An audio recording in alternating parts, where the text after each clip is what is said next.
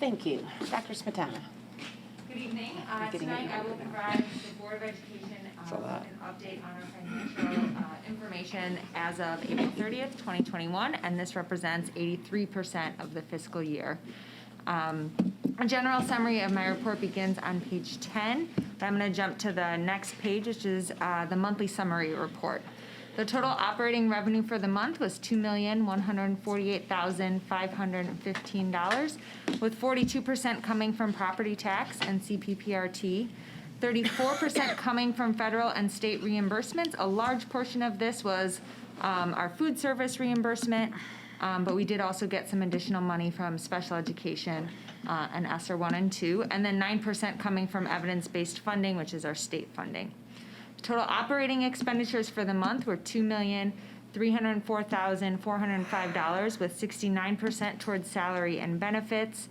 That's a little low than normal because 11% went for purchase services, which is primarily food service between us and the satellite programs, and we're both participating in the grants, so that's really a wash, but the expenditures were high this month, as well as the township treasurer fees hit this month, and then 9% for special education tuition.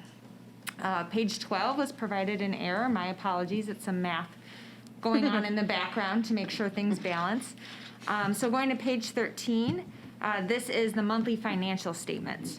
The first page are the fund balances, which show that the district currently has a surplus in its operating funds due to receiving spring property taxes and grant federal reimbursements throughout the year.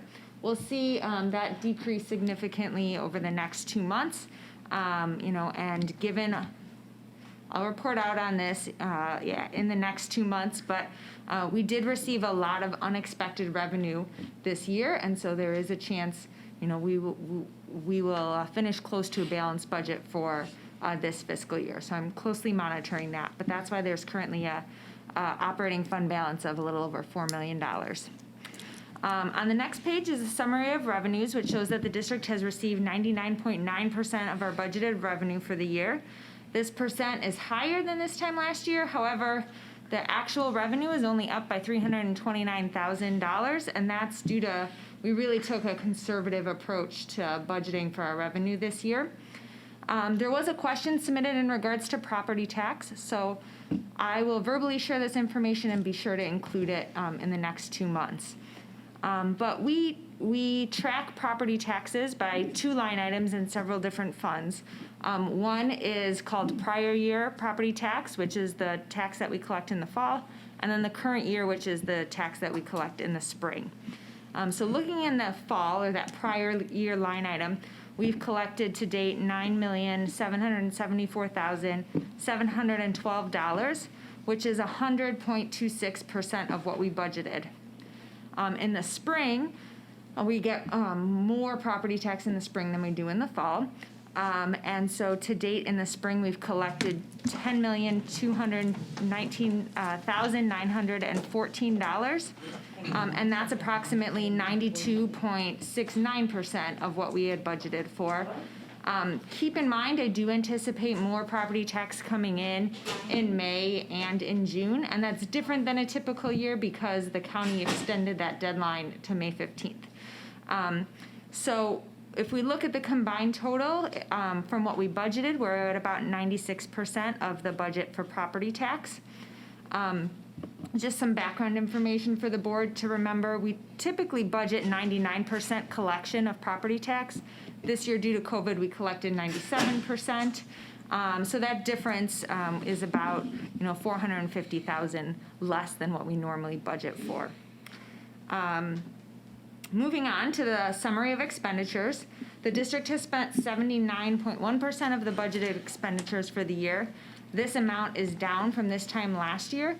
And I think it will, as we track the next 2 months, will continue to be down a little bit, which also will contribute to the closer to balanced budget than we initially planned for.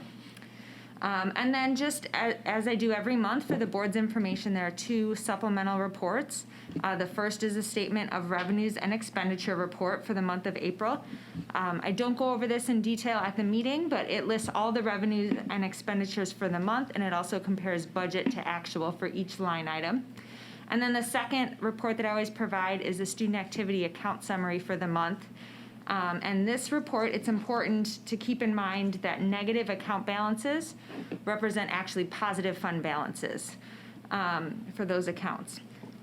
One thing to note is that the testing account will always have a very big balance at this time of year, and that is because that's where we pay the AP fees out of. And so in June or July, we'll get that bill and we'll pay all of that off, and that balance will drop significantly.